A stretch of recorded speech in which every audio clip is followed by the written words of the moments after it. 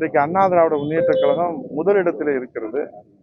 அதைத் தொடர்ந்து திமுக, பாரதிய ஜனதா கட்சி, காங்கிரஸ் கட்சி, எல்லா கட்சிகளும் களத்திலே நிற்கிறார்கள்.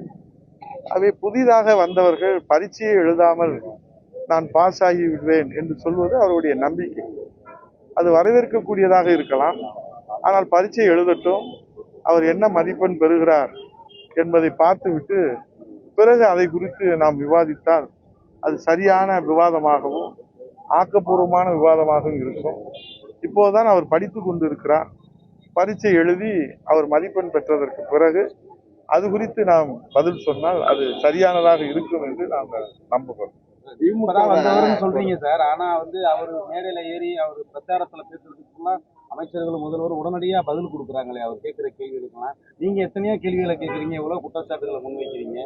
ஆசிரியர்கள் மாணவர்கள் கேட்கிற கேள்விகளுக்கும் சந்தேகங்களுக்கும் பதில் சொல்வார்கள். ஆனால் மாணவர் பாஸ் ஆவாரா இல்லையா என்பது அவர் பரீட்சை எழுதி அந்த மதிப்பெண் வந்ததற்கு பிறகுதான் நமக்கு தெரியும்.